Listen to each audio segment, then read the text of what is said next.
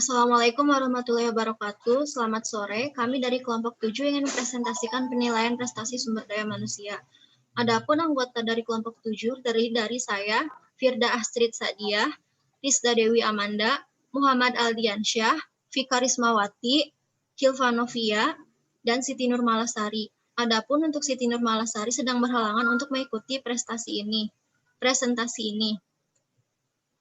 Adapun materi pembahasan hari ini terdiri dari yang pertama, pengertian dari penilaian prestasi kerja sumber daya manusia. Yang kedua, tujuan dari penilaian prestasi kerja sumber daya manusia. Yang ketiga, manfaat dari penilaian prestasi kerja sumber daya manusia. Dan yang keempat, metode penilaian prestasi kerja sumber daya manusia. Yang pertama akan dijelaskan oleh Vika Rismawati.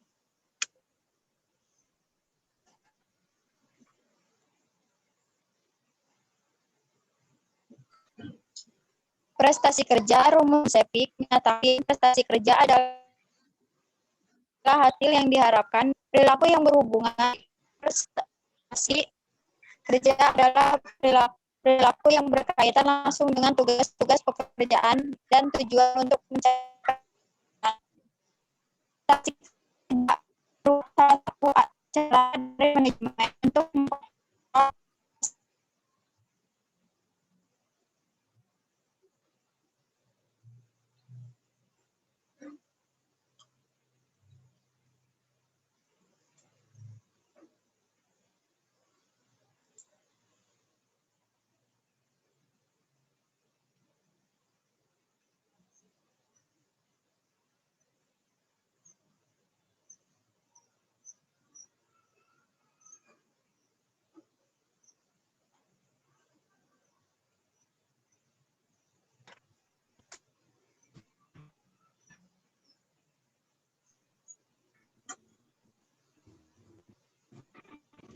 Boleh langsung lanjut prestasi aja. kerja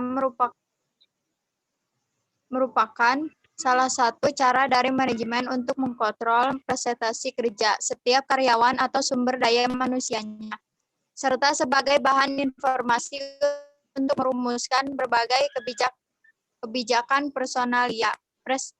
Prestasi kerja karyawan merupakan hasil kerja yang dicapai seseorang menurut ukuran yang berlaku terhadap pekerjaan yang bersangkutan. Biasanya orang yang prestasi tinggi disebut orang yang produktif dan sebaliknya orang yang levelnya tidak mencapai standar dikatakan tidak produktif. Istilah prestasi kerja berasal dari kata job performance atau actual performance, yakni presentasi kerja atau prestasi yang sesungguhnya yang dicapai oleh seseorang. Pengertian prestasi kerja adalah hasil kerja secara yang dicapai oleh seseorang. Pengertian prestasi kerja adalah hasil kerja secara kualitas dan kuantitas yang dicapai oleh seseorang karyawan dalam melaksanakan tugasnya sesuai tanggung jawab yang diberikan kepadanya. Faktor prestasi kerja. Ada beberapa faktor yang mempengaruhi karyawan agar dapat mencapai prestasi lebih baik, diantaranya adalah kompensasi, lingkungan kerja, pendidikan, dan pelatihan. Oke, selanjutnya akan dibahas oleh Hilva Novia. Selanjutnya,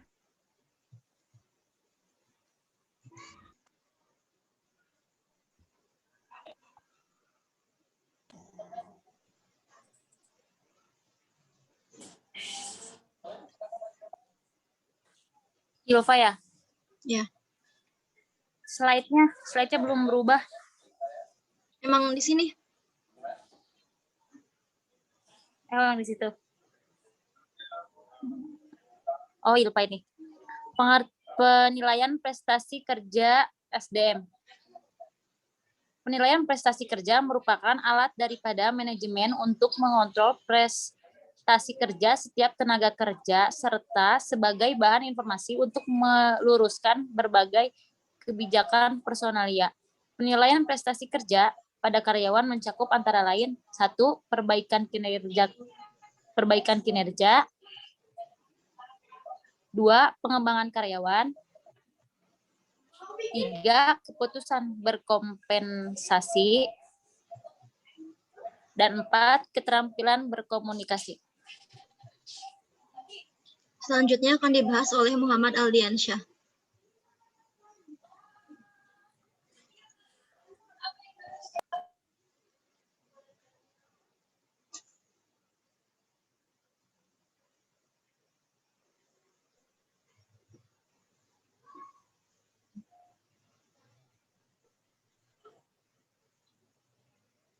Cek.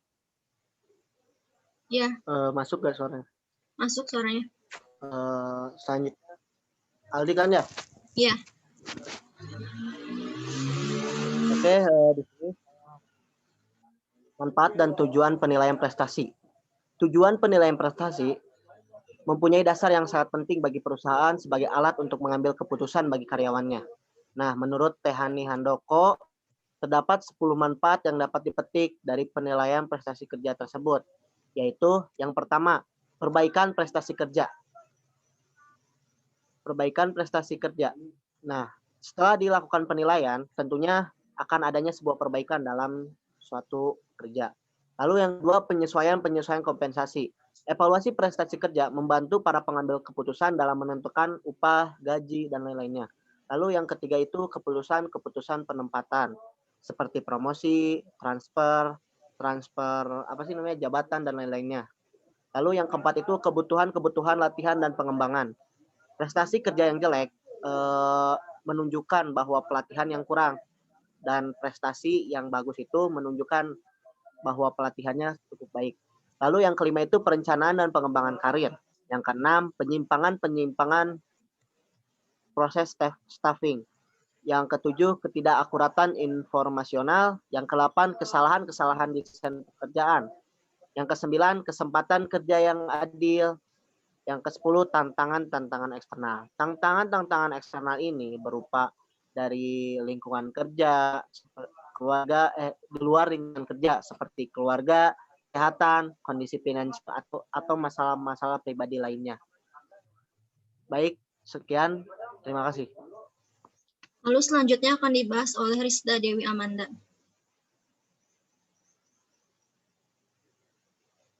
Sistem penilaian kerja. Menurut Robert Bakal 2021-16 tidak ada penilaian prestasi kerja karyawan. Sistem ini terdiri dari dua ataupun perilaku yang akan dinilai dan sebuah skala cara lain untuk menunjukkan tingkat kinerja dari tiap halnya. Menunjukkan perusahaan yang menggunakan sistem ini bertujuan untuk menciptakan keseragaman dan konsistensi dalam proses penilaian prestasi kerja. Kelemahan sistem ini adalah karena sangat mudahnya untuk dilakukan. Para manajer pun menjadi mudah lupa singkirkannya. Tingkat atau ranking system. Sistem peringkat karyawan yang satu dengan yang lain kan kriteria yang telah ditetapkan kemampuan manajemen. Sistem ini selalu tidak tepat untuk digunakan karena sistem ini memiliki efek samping yang lebih besar daripada keuntungannya. Sistem ini memaksa karyawan untuk kejadian yang positif akan menunjukkan kinerja yang lebih baik dan menghasilkan lebih banyak prestasi untuk bisa mendapatkan peringkat yang lebih tinggi. Sedangkan pada kejadian yang negatif, para karyawan akan berusaha untuk membuat rekan kerja pesaingnya menghasilkan kinerja yang lebih buruk dan mencapai prestasi lebih sedikit dibanding dirinya. Yang ketiga, sistem berdasarkan tujuan atau object-based system. Berbeda dengan kedua sistem tersebut, prestasi berdasarkan tujuan mengukur kinerja seseorang dengan standar ataupun target yang dirundingkan secara perorangan. Sasaran dan standar tersebut ditetapkan secara perorangan agar memiliki fleksibilitas yang mencerminkan tingkat perkembangan serta kemampuan.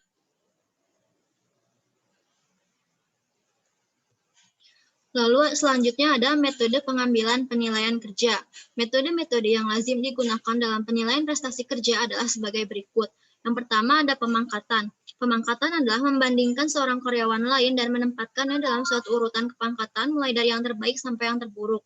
Lalu yang kedua ada perbandingan berpasangan. Suatu variasi dari metode terdahulu. Seorang karyawan dibandingkan dengan karyawan-karyawan lain dan diberi suatu pangkat berdasarkan berapa kali dia dipandang lebih baik.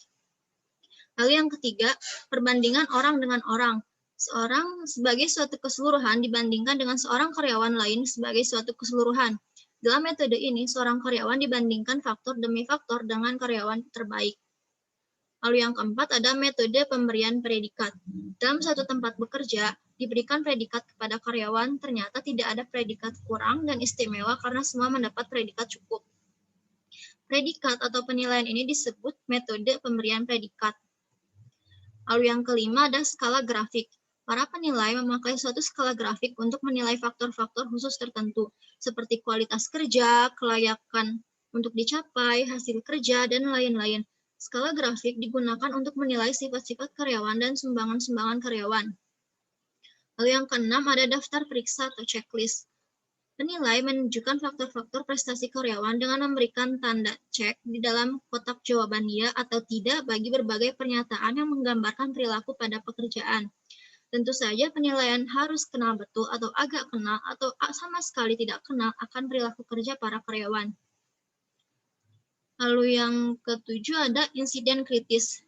Itu mencatat pencapaian atau kegagalan karyawan. Metode ini dapat menjadi amat efektif atau tidak efektif untuk keperluan promosi, pemindahan, dan pemberhentian. Lalu yang kedelapan ada manajemen berdasarkan sasaran atau MBS. Metode ini menekankan sasaran atau tujuan-tujuan yang harus dicapai oleh karyawan. Lalu yang kesembilan ada evaluasi deskriptif. Mengharuskan penyelia membuat evaluasi tertulis mengenai karyawan atau pekerjaan. Bentuk ini mempunyai keterbatasan pengukuran secara kuantitatif, hampir tidak dapat dilakukan sehingga membukakan pintu bagi pertimbangan yang objektif atau subjektif bagi penyelia. Lalu yang ke-10 atau yang terakhir, ada skala penilaian yang didukung dengan perilaku, suatu metode yang rumit dan mahal, karena sistem-sistem yang berbeda-beda atau sama harus dibuat untuk kelompok-kelompok pekerjaan yang saling terpisah-pisah. Tapi metode ini dapat menjadi efektif jika ditantang oleh badan-badan serta pengadilan-pengadilan pendukung, peluang penempatan tenaga, serta karena sangat erat hubungannya dengan pekerjaan. Lalu selanjutnya ada pelatihan untuk program pelatihan. Kesadaran akan nilai potensial dari penilaian prestasi dan pengajaran tentang pembuatan penilaian yang akurat merupakan dua tujuan pokok dari program pelatihan penilaian. Selain itu, jelas lebih baik untuk memperoleh pengetahuan ini dengan mengikuti latihan daripada dengan metode coba dan ralat atau trial and error. Yang pertama ada kesalahan-kesalahan. Mengembangkan kepandaian untuk menjauhkan kesalahan-kesalahan klasik tertentu hendaklah menjadi bagian dari pelatihan bagi penilai. Tak seorang pun mungkin menjadi baik sepenuhnya atau buruk sepenuhnya. Penilai harus menilai mengenai satu sifatnya pada suatu waktu atau dalam kebulatan. Lalu yang kedua ada kekerasan atau kelunakan. Ada penilai-penilai yang lunak dan ada pula penilai-penilai yang keras. Penilai yang lunak secara konsisten memberikan nilai yang tinggi, tapi penilai yang keras secara konsisten memberikan nilai yang rendah. Lalu ada prinsip-prinsip penilaian. Penilaian terhadap karyawan itu harus dilakukan. Penilaian ini akan memuaskan pihak-pihak yang dinilai apabila penilai itu terasa adil. Keadilan di tempat kerja termasuk di dalam penilaian prestasi. Penilaian prestasi ada dua, yaitu keadilan distributif dan penilaian prosedural. Dari hasil penelitian diketahui bahwa keadilan distributif dalam penilaian prestasi dirasakan apabila nilai yang diperoleh terasa wajar. Sedangkan keadilan prosedural dapat dirasakan apabila yang pertama, pihak yang dinilai berpartisipasi dalam menentukan kriteria penilaian dan kriteria-kriteria yang digunakan untuk melakukan evaluasi. Lalu yang kedua, ada komunikasi dua arah. Lalu yang ketiga, hasil penilaian dapat dipertanyakan. Lalu yang keempat, penilaian memahami dengan baik kinerja yang dinilai. Lalu yang kelima, faktor yang digunakan secara konsisten. Selanjutnya, Deep Boy dan Deep Ponsbrian berpendapat bahwa mereka yang dinilai akan mau menerima hasil penilaian maupun cara yang digunakan untuk melakukan penilaian apabila yang pertama, mereka dilibatkan dalam menentukan kriteria penilaian. Yang kedua, ada penjelasan tentang adanya rencana dan tujuan melakukan penilaian. Yang ketiga, mereka dinilai berdasarkan faktor-faktor yang relevan dengan pekerjaan mereka. Sementara itu, Lendi dan rekan-rekannya mengemukakan bahwa penilaian prestasi akan terasa wajar dan tepat apabila yang pertama, penilaian prestasi dilaksanakan secara periodik. Yang kedua, penilai memahami betul tingkat kinerja dari mereka yang dinilai. Yang ketiga, ada kesepakatan antar penilai dengan yang dinilai tentang tugas-tugas yang akan dilaksanakan. Lalu yang terakhir, penilai terlibat dengan karyawan dalam penentuan rencana yang dapat digunakan untuk mengurangi kelemahan. Apabila prinsip-prinsip yang diungkapkan para ahli peneliti tersebut digunakan dalam penilaian prestasi, maka karyawan akan merasa puas terhadap cara dan hasil penilaian prestasi. Lebih lanjut, karena hasil dari penilaian prestasi itu digunakan antara lain untuk menentukan kenaikan gaji dan promosi, maka mereka juga akan merasa puas dengan gaji dan kebijaksanaan promosi yang berlaku. Sekian dari kami, mohon maaf apabila ada kesalahan dan kekurangan. Wassalamualaikum warahmatullahi wabarakatuh.